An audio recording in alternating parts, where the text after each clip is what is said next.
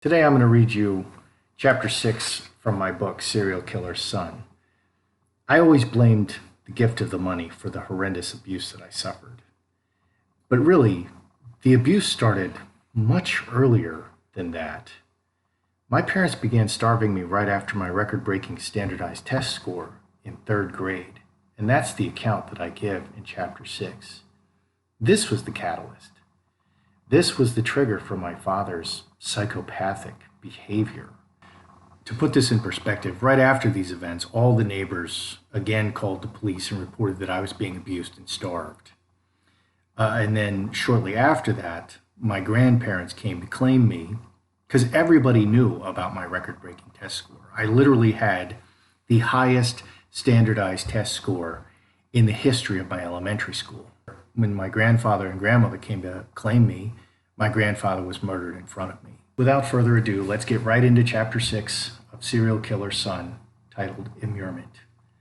I haven't eaten in 3 days. Please give me something to eat. Mitch begged for food at the witch's door across the street. What do you want? The small woman with the jet black hair was hostile. She cracked the screen door, releasing her tiny dog who viciously snapped at his ankles. I'll eat anything. They won't feed me.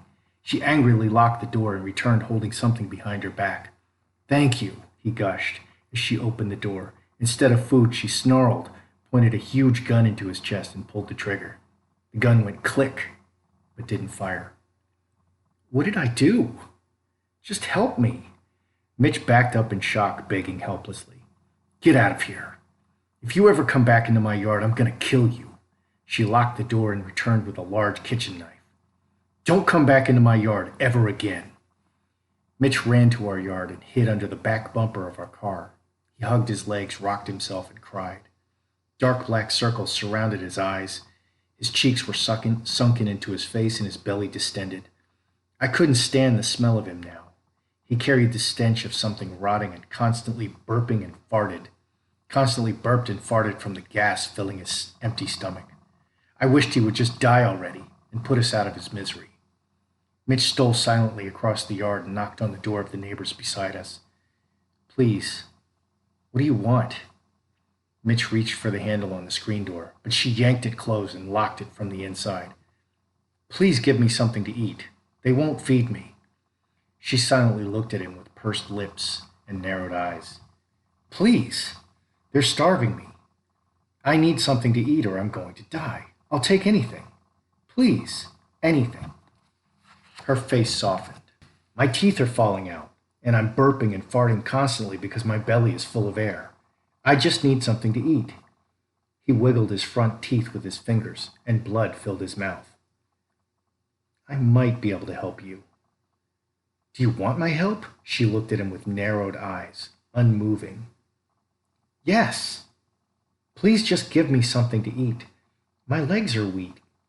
I need to eat something now. She cracked the screen door, and he edged inside. Still, she stood there not moving and blocking the way into her home with her body. Can I have a sandwich or something? Yes. Still, she didn't move. He would die before she finished calculating. Victor poked his head around the bushes. Mitch? He called in a pleasant voice. Mitch? Where are you, son? Mitch squeaked in terror, and in one swift move, the woman cracked the door and shoved him back outside. She slammed and frantically locked both doors behind him. Mitch dove into the bushes. Get him, Gemini. Gemini bounded to Mitch a few steps away, growling, huffing, and snapping at his face. Victor threw his head back and laughed. Victor grabbed Mitch by the hair and pulled him out of the bushes like a carrot. Gemini showed his teeth, growled, and snapped at his face, but didn't bite. Good dog. Victor pressed his sharp knife to Mitch's throat. You need a knife and a dog to deal with a starving child? What are you, a girl? You like to rape and torture little children? Does that make you feel powerful? Little girl? You've got a mouth on you, boy. I'm going to put it to good use. Victor put his knife in the belt sheath, looked around, and punched Mitch in the head 4 times. He punched him harder each time until Mitch screamed. Gemini, excited by the violence, bit Mitch on his arms and legs with each punch. Stop, stop, stop, Mitch screamed. Are you going to come along quietly? Victor held him firmly, moving his hand to his skinny neck and holding him tight with a painful grip. Yes. Who's the little girl now? Victor choked Mitch while Gemini bit his legs. What are you doing? Mr. Green stood on the other side of the street filming with a video camera. I'm disciplining my son. This is not your concern. Victor waved and smiled. You discipline him with a dog and a knife? Are you feeding the boy? Mr. Green filmed. My son has allergies. He won't eat. Food makes him sick. He's lying, Mitch cried. He's starving me. Victor turned his back to Mr. Green and squeezed Mitch's throat with both hands to silence him. Mr. Green moved to the right and continued filming to capture Victor choking Mitch. Gemini growled, launched himself, and butted Mitch with his chest. Mitch punched Gemini in the nose 3 times with his fists. The dog sneezed and looked to Victor for the attack signal. Don't touch my dog. Victor punched Mitch in the head. Let the boy go, Mr. Green filmed. I called the police. His wife came out on their porch with her arms crossed. She'd been watching from inside the house. That's a mistake.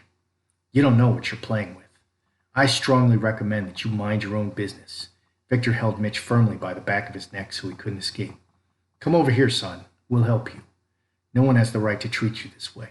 Mr. Green smiled kindly and waved. Guard Gemini, Victor ordered. Let go of me. Mitch punched Victor in the stomach and finally kicked him twice in the crotch to get his hand from around his neck. Everything he did antagonized the dog further. He moved toward Mr. Green with the camera, but the dog blocked him, snarling and snapping. Let the boy come to us, Mr. Green said. His wife moved to the bottom of the steps of her porch and held out her arms. Mitch took a half a step forward, but the dog attacked, snapping. He went left, then right, but the dog attacked more viciously. Stop! Get it off of me! Good dog, Victor said. I'm going to tie you up and let the dog eat you. Would you like that? Victor whispered in Mitch's ear, holding him by the throat. You're a monster. Let me go. Victor laughed. See? The boy doesn't want to come to you. You're happy here, right, son? We love you. Victor slapped him with a ham hand on the face, grabbed him by the collar, and pulled him toward himself. Tell them how much you love your dad. Tell them, I love you, Dad. Please stop hurting me. Tell them you have allergies. I don't have allergies. You're starving me. I need to eat or I'm going to die. Victor yanked Mitch's collar, shoved his face into Mitch's face, choking him and slapping him for emphasis. You ungrateful little shit. You better start showing me some respect, or else. Mother stepped out on the porch. She laughed uncomfortably and flushed red, pulling her ugly, tattered housecoat tighter around her. Nobody's starving the boy. He has allergies. A police car pulled in front of the Greens' house. Victor sprinted for the house, leaving Mitch guarded by Gemini and Mother. Don't let him escape. I need to make a call.